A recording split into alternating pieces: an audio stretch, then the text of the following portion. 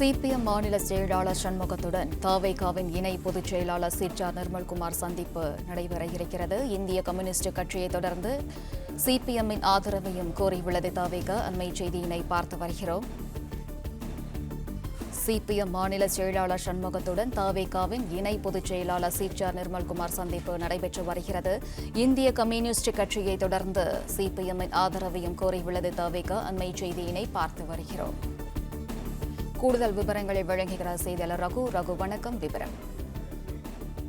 வணக்கம். தமிழக வெற்றி கழகத்திற்கு ஆட்சி அமைப்பதற்கு அறுதி பெரும்பான்மை கிடைக்காத நிலையில் சிபிஐ, சிபிஎம், விசிக உள்ளிட்ட கட்சிகளுக்கு ஆதரவு கோரி நேற்றைய தினமே கடிதம் வாயிலாக ஆதரவு கோரினார்கள்.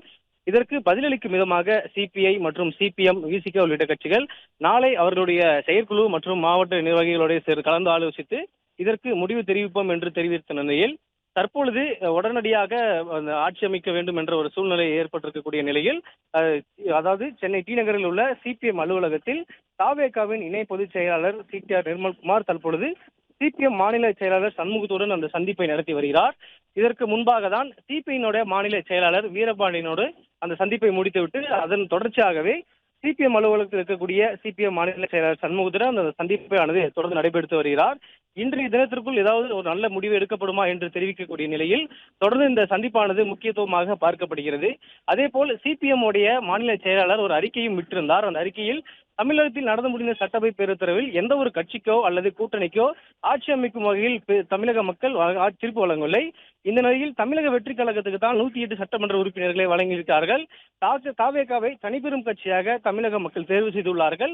தனிப்பெரும் கட்சி என்ற அடிப்படையில் தவேகா தலைவர் விஜய் மட்டுமே ஆட்சி அமைக்க உரிமை கோரியிருக்கிறார்கள். உடனடியாக எந்த காலதாமதமும் இன்றி உடனடியாக ஆளுநர் அவர்கள் ஆட்சி அமைக்க அழைக்குமாறு உடனடியாக அந்த அறிக்கையை வெளியிட்டிருந்தார்கள். இந்த நிலையில் தான் தற்பொழுது அந்த சிற்றா நிர்மல்குமார் இடதுசாரிகளுடைய கட்சிகளிடம் பேச்சுவார்த்தை தற்பொழுது நடத்தி வருகிறார். இந்த பேச்சுவார்த்தையானது மிக முக்கியமாக பார்க்கப்படுகிறது. இன்றைய தினமோ அல்லது நாளைய தினமோ ஒரு நல்ல ஒரு தீர்ப்பு கிடைக்கும் என்று தற்பொழுது எதிர்பார்க்கப்படுகிறது.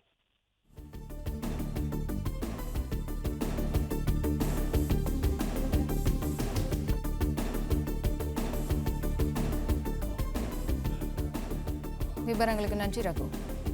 பிளே ஸ்டோர் மற்றும் ஆப் ஸ்டோரில் இருந்து பாலிமர் செயலியை QR கோடு மூலம் பதிவிறக்கம் செய்யுங்கள். செய்திகளை உடனுக்குடன் பெறுங்கள்.